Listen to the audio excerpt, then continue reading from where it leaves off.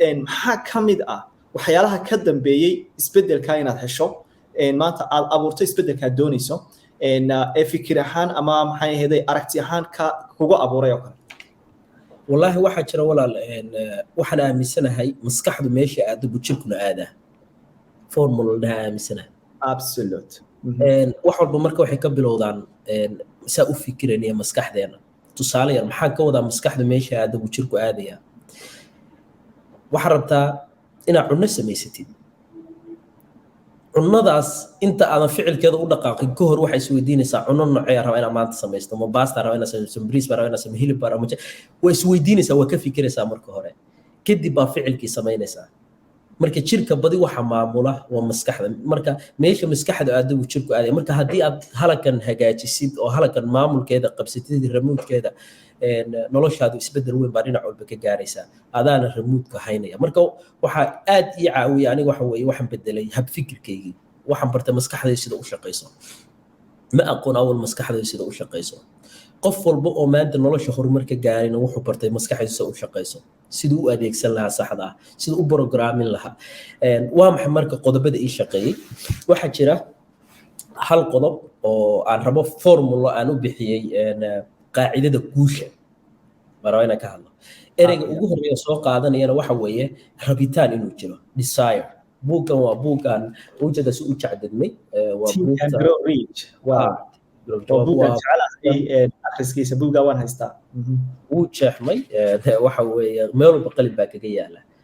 waxaa jira marka qodobka ugu horeeya wax kale kama hadlayo rabitaan xooggan waa inuu jiraa meesha rabitaanku uu jiro bay wadaduna jirtaa wax walbana waxay ka bilowdaa rabitaan haddii aan maanta rabo aan ku qanacsanayn meesha aan nolosha joogo waa inuu jiraa rabitaan meel aan meeshan uga guurayo kaba soo qaad soomaali baan nahay dhaqan baa leenahay aan ku dabaqno dhaqankeeni reer guuraa baan nahay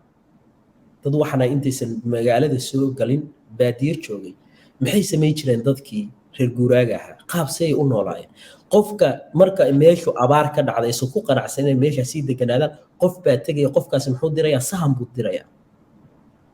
sahankaas meeshaa soo sahaminaya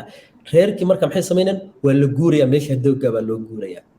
sidaas si la mida marka maskaxdaada adeegsan kartaa imagination baa adeegsan kartaa meesha aad rabtid inaad tegtid baa sawiran kartaa kaba soo qaad jirkaaga rabtaa inaad bedeshid oo rabtid jir fiican inaad dhisatid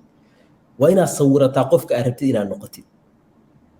waa inaad samaystaa role model waa inaad imagination kala noolaataa kadibna doonis xooggan iyo rabitaan waa inaad la timaadaa markaasay imaanayaan ficilkii skillskii wixii dhan marka rabitaanku waa waxa kaa dhaqaajinaya meesha aad rabtid kuna gaarsi meesha aad joogtid kaana kuna geynaya meesha aad rabtid marka waxaa dhihi karaa qodobka ugu horeeya ee caawiyey xeerka kan weeye aa u bixiya qaacidada guusha kow qofku inuu leeyahay doonis xooggan iyo rabitaan inuu la yimaado iyo kagoonaanshiyo rabitaanka markuu la yimaado marka maxaa imaanaya kaba soo qaadoo kale hadda dhaqaale ahaan baa rabtaa inaad isbedeshid intee in la eg baa rabtaa inaad dhaqaale ahaan isbedeshid rabitaankaaga ku xiran tahay jir ahaan baa rabtaa inaad isbedeshid intee in la eg baad rabtaa rabitaanka ka go-anta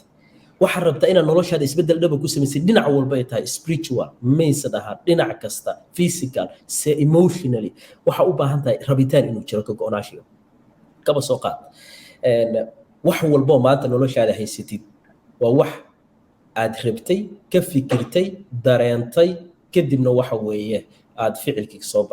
yani resultkii ka soo baxay aad la nooshahay hadda tusaale ayaan siinaya maxaa aniga ii shaqeeyay waxa ii shaqeeyay kow doonis xooggan markaan la imaaday dhinacayaan degsaday noloshayda qaybo kala duwan qaybta hab fikirka oo kale inaan koro ama waxa aan doonayo oo kale doonis aan la imaado doonistii marka aan la imaaday waxa aan rabo waxa samaystay waxaan ka shaqeeyay fikirkayga inaan waxaa ka fikiro aan rabo kadib inaan ka hadlo waxa aan rabo kadib inaan maqlo waxa aan rabo kow maxaa la imaaday baa idhahday aan idinku celiyo qaacidada waxaan la imaaday kow rabitaan xooggan iyo doonis xooggan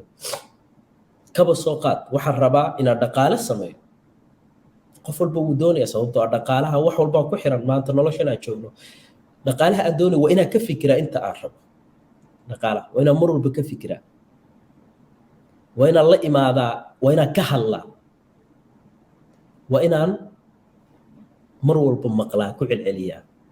saddexdaa markaa la timaadid waa saddex dareemo oo aan leenahay labada dambe inaan ka hadalno yacni maqalno wixii aan maqalno kadibna aan ku celcelinno kana fikirno wax walbo aad ka fikiraysid iyo wax walbo aad ku hadashid wax walbo aad ka fikiraysid waa ku hadlaysaa mararka qaar waxa aad ku hadlaysid waxa ka soo baxaya inaad dhegtaadu maqasho hadalka markaa ku hadashid oo kale kaba soo qaad inaad tiraahdo yacni qaabka anigu u adeegsado maxaa ka mid a markaa saddexdan qaacido aan u nimaano waxa abuurmaya waxan way abuurmaya wixii marka aad ka fikirtid ka hadashid kadibna aad maqashid maxaa dhacaya waxa dhacaya way abuurmaya adduunyada dibadda imaanaya waxa jira wax walba laba mar bay abuurmaan marna gudahaaga ku abuurmaan oo maraa ka fikiraysa wixii dareemaysid kadibna waa maray bannaanka usoo baxayaan waa maxay waxa bannaanka usoo saaraya waa awoodda ereyga absolute markuu bannaanka usoo baxo waa maqlaysaa hareeraha uu ka baxaya